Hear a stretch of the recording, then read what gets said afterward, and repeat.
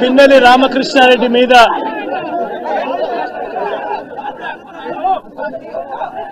తన మీద ఏకంగా 307 అంటే అటెంప్ట్ టు మర్డర్ లాంటి కేసులు పెట్టి ఏ రకంగా అన్యాయంగా తనను జైల్లో నిర్బంధించడం జరుగుతా ఉందో కూడా చూస్తా ఉన్నాం. ఈరోజు రాష్ట్ర వ్యాప్తంగా కూడా ఇదే కార్యక్రమాలు జరుగుతూ ఉన్నాయి. రాష్ట్ర వ్యాప్తంగా కూడా కేవలం తెలుగుదేశం పార్టీకి చంద్రబాబు నాయుడు గారికి ఓటు వేయలేదు అన్న ఒకే ఒక కారణంతో ఏకంగా ఆస్తులను ధ్వంసం చేస్తా ఉన్నారు, దొంగ కేసులు పెడతా ఉన్నారు.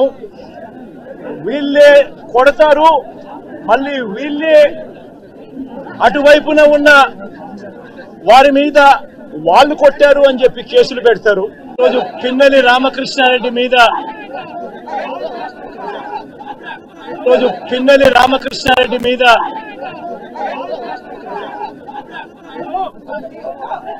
తన మీద ఏకంగా 307 అంటే అటెంప్ట్ టు మర్డర్ లాంటి కేసులు పెట్టి ఏ రకంగా అన్యాయంగా తనను జైల్లో నిర్బంధించడం జరుగుతా ఉందో కూడా చూస్తా ఉన్నాం. ఈరోజు రాష్ట్ర వ్యాప్తంగా కూడా ఇదే కార్యక్రమాలు జరుగుతూ ఉన్నాయి. రాష్ట్ర వ్యాప్తంగా కూడా కేవలం తెలుగుదేశం పార్టీకి చంద్రబాబు నాయుడు గారికి ఓటు వేయలేదు అన్న ఒకే ఒక కారణంతో ఏకంగా ఆస్తులను ధ్వంసం చేస్తా ఉన్నారు, దొంగ కేసులు పెడతా ఉన్నారు. వీళ్ళే కొడతారు, మళ్ళీ వీళ్ళే అటువైపున ఉన్న వారి మీద వాళ్ళు కొట్టారు అని చెప్పి కేసులు పెడతారు. ఇంతటి దారుణంగా ఈరోజు రాష్ట్రంలో పరిపాలన సాగిస్తా ఉన్నారు. నేను అడుగుతా ఉన్నా, ఇదే గత 5 సంవత్సరాల కాలంలో వైఎస్ఆర్సీపీ పరిపాలనలో ఉండగా, వైఎస్ఆర్సీపీ ప్రభుత్వంలో ఉండగా అప్పుడు జగన్ ఏం చేశాడు? కులం చూడలేదు, మతం చూడలేదు, ప్రాంతం చూడలేదు, చివరికి ఏ పార్టీకి ఓటు వేశారన్నది కూడా చూడకుండా ప్రతి పథకము ప్రతి మనిషి కూడా అర్హత అన్నది మాత్రమే ప్రామాణికంగా తీసుకొని ప్రతి ఇంటికి డోర్ డెలివరీ చేసిన ప్రభుత్వం వైఎస్ఆర్సీపీ ప్రభుత్వందైతే, జగన్మోహన్ రెడ్డి ప్రభుత్వందైతే ఈరోజు కేవలం తెలుగుదేశం పార్టీకి ఓటు వేయలేదని, కేవలం చంద్రబాబు నాయుడు గారికి ఓటు వేయలేదని, కేవలం ఓటు వేయలేదన్న ఒక్క కారణంతో ఆస్తులు ధ్వంసం చేస్తా ఉన్నారు, మనుషులను కొడతా ఉన్నారు, కొట్టి మరి కేసులు పెడతా ఉన్నారు. ఇంతటి అన్యాయంగా రాష్ట్రాన్ని రావణ కాష్టం చేస్తా ఉన్నారు. రాజశేఖర రెడ్డి గారి విగ్రహాలను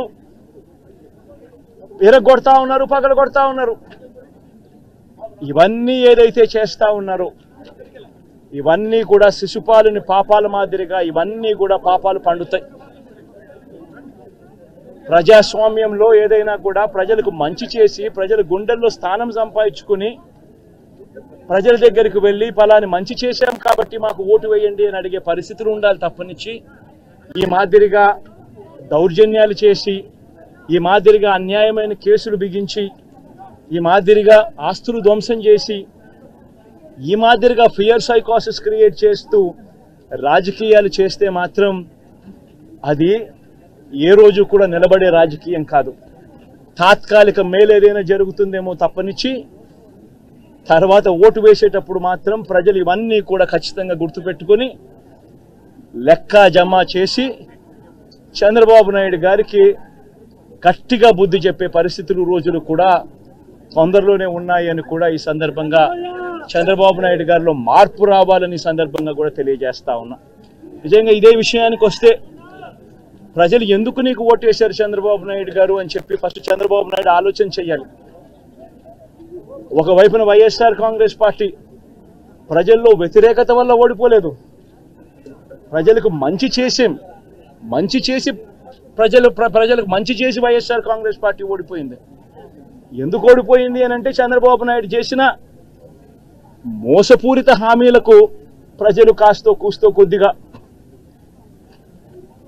ఇదై ఆ 10% కాస్త అటువైపున షిఫ్ట్ అయి చంద్రబాబు నాయుడు గారు అధికారంలోకి వచ్చిన పరిస్థితులు. మరి చంద్రబాబు నాయుడు అధికారంలోకి వచ్చిన తర్వాత ఈరోజు రైతులకు ఇస్తానన్న రైతు భరోసా 20,000 రూపాయలు ప్రతి రైతన్నకి ఇస్తానన్నాడు. వ్యవసాయం స్టార్ట్ అయింది, ఖరీఫ్ మొదలైంది, పంటలు వేగంగా వేస్తా ఉన్న రైతన్నలు. ఇంతవరకు రైతు భరోసా 10,000-20,000 రూపాయలు ఇస్తానన్న దానికి అతి గతి లేదు.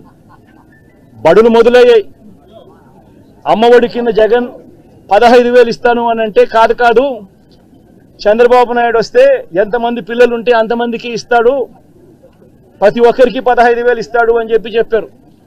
రాష్ట్రంలో 1 కోటి మందికి పైగా పిల్లలు బడిఈడు పిల్లలు ఉన్నారు. బడులు స్టార్ట్ అయ్యాయి. ఆ ప్రతి తల్లి కూడా అడుగుతా ఉంది, తల్లికి వందనం అని పేరు పెట్టావు, అమ్మఒడి అనే పథకాన్ని పేరు మార్చావు, మరి ఆ డబ్బులు ఏమైనాయని చెప్పి గవర్నెన్స్ మీద కాస్త ధ్యాస పెట్టి ఆ తల్లులకు ఇచ్చే డబ్బులు ఇచ్చే కార్యక్రమం చూడండి. రైతులకు ఇచ్చే రైతు భరోసా 20,000 ఇస్తామన్నారు, ఇచ్చే కార్యక్రమం చూడండి.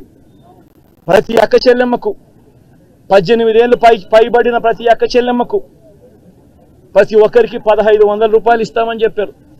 అంటే సంవత్సరానికి 18,000 రూపాయలు. రాష్ట్రంలో 4,12,00,000 మంది ఓటర్లు ఉండారని చెప్పి మొన్ననే లెక్కలు తేలాయి. అందులో దాదాపుగా 2,10,00,000 మంది మహిళా ఓటర్లే. అంటే అందరూ 18 సంవత్సరాలు నిండిన మహిళా ఓటర్లే.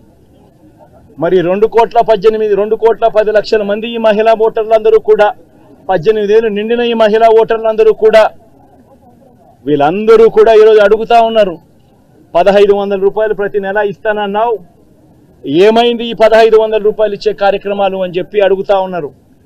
వాటి మీద ధ్యాస పెట్టే కార్యక్రమం చంద్రబాబు నాయుడు చేయాలి. ఇవేవి కూడా చేయకుండా కేవలం భయాందోళనలు క్రియేట్ చేయాలి, రాష్ట్రంలో రావణ కాష్టం సృష్టించాలి, దొంగ కేసులు పెట్టాలి, ఇరికించాలి,